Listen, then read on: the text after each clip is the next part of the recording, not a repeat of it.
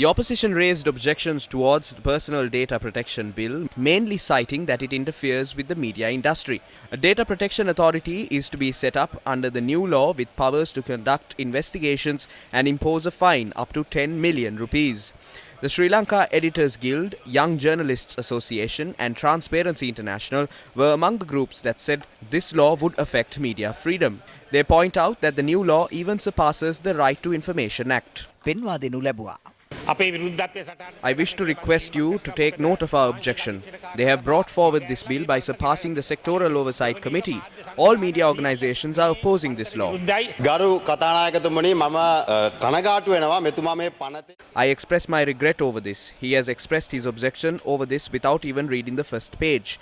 This bill was published for public consultation 7 times since 2019. We wish to responsibly state that this bill will not violate the rights of journalists. We must establish a data protection agency between 18 and 30 months after passing the law. This law gives us powers to prepare the regulations for that. After the regulations are published, we will publish that on the website. It must be tabled in Parliament. That is when the authority will have the powers to implement these regulations. This will not surpass the Right to Information Act. This is not a law that affects the freedom of journalists. There are certain restrictions that have been applied with regard to how journalists can access and use media, especially when processing the data, and the restrictions that are applied for media to actually use data for reporting.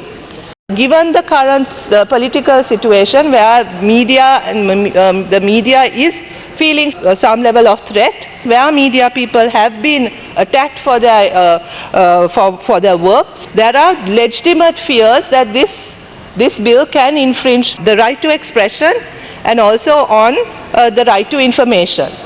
There is a massive issue in the country relating to economic woes. People are hurt by that. When they can't provide answers to questions, they are using suppression as the tool. I feel that this authority will be appointed at the discretion of the President. There are questions on whether this will be an independent authority. This cannot continue. If you are not ready to listen to this, you are not only provoking the people in the north and the cardinal, but the media fraternity as well. There is no hope for justice in Sri Lanka. Don't create a situation where we have to go to Geneva. It is not healthy for the country.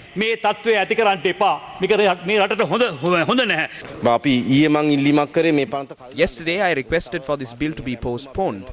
The minister said that the bill must be passed over the next 3 months and that there is an urgent need for it. If the government continues to act like this based on the views of a single individual, remember that it is the president who holds this ministerial portfolio. This bill was not prepared based on the views of one person. Your government initiated this, but it could not go ahead. We have addressed all your concerns in this.